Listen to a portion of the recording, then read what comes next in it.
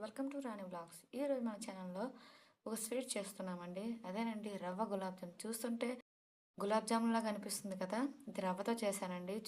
ఇది ఎలా చేయాలో తెలుసుకునే ముందు మన ఛానల్ ఎవరైతే ఫస్ట్ టైం చూస్తున్నారో సబ్స్క్రైబ్ చేసుకోండి. ఈ రెసిపీ మీకు నచ్చినట్లయితే లైక్ చేసి షేర్ చేయండి. చూస్తున్నారుగా ఎంత పర్ఫెక్ట్గా నీట్గా వచ్చిందో, ఎంత సాఫ్ట్గా కూడా ఉన్నాయో చూస్తుంటే నోరు ఊరిపోతుంది కదా. ఇంకెందుకు లేటు, ప్రాసెస్లోకి వెళ్దాం. ముందుగా గులాబ్ జామున్కి కావాల్సిన షుగర్ సిరప్ చేద్దామండి. అదేనండి పంచదార నీరు. స్టవ్ వెలిగించి ప్యాన్ పెట్టి అందులో ఒక గ్లాస్ వాటర్ వేసుకోవాలండి. అది వేసుకున్నాక ఫ్లేవర్ కోసం ఒక 2 ఇలాచీలు వేసుకున్నాను. అలానే కొద్దిగా కుంకుమ పువ్వు మీ దగ్గర ఉంటే యూజ్ చేయండి, లేదంటే స్కిప్ చేసినా పర్వాలేదు. టేస్ట్ అనేది సూపర్గా ఉంటుంది. మీ స్వీట్కి తగ్గట్టు షుగర్ని యాడ్ చేసుకోవాలి. చూస్తున్నాక వీడియోలో చూపిస్తున్న విధంగా యాడ్ చేసుకోవాలి. ఇలా యాడ్ చేసినాక ఒక 5 మినిట్స్ మరిగినట్లయితే చాలండి. షుగర్ సిరప్ రెడీ అయిపోతుంది. గులాబ్ జామున్ కావాల్సిన షుగర్ సిరప్. ఇలా చేసిన దాన్ని పక్కన పెట్టి చల్లార్చుకోవాలి. ఇప్పుడు మనం రవ్వ గులాబ్ జాములు తయారు చేసుకునే ప్రాసెస్ చూద్దామండి.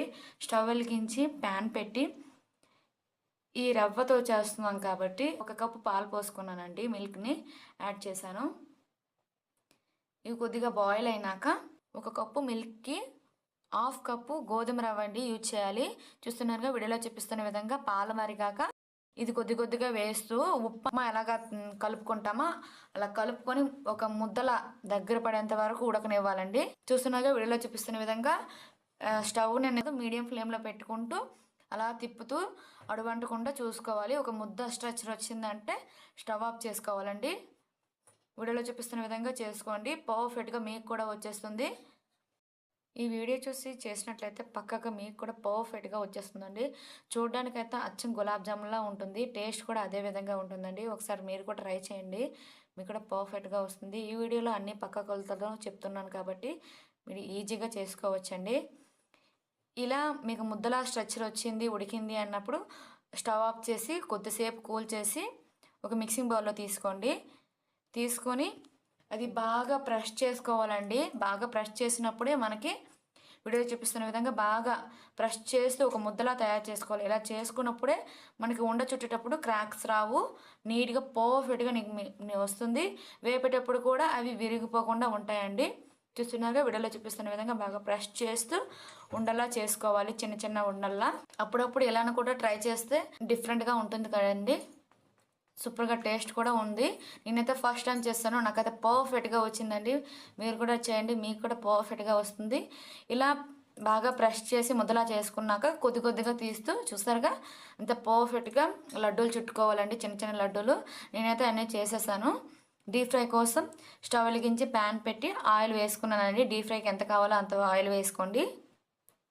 అది కొద్దిగా కాగినాక మనం చేసుకున్నాం కదా ఈ లడ్డూల్ని, రవ్వ లడ్డూల్ని అవి వేసుకొని వేపుకోవాలండి. అంటే ఆల్రెడీ మనం ఉడకబెట్టుకున్నాం కాబట్టి అంత చేయాల్సిన అవసరం లేదు. మీడియం ఫ్లేమ్లోనే బాగా వేపుకోవాలండి, గోల్డెన్ బ్రౌన్ వచ్చేంత వరకు.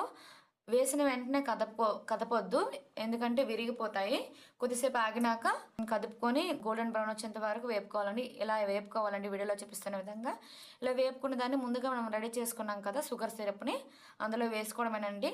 చూస్తున్నారుగా ఎంత పర్ఫెక్ట్గా ఉండలనేవి కొద్దిగా కూడా క్రాక్ లేకుండా వచ్చాయి.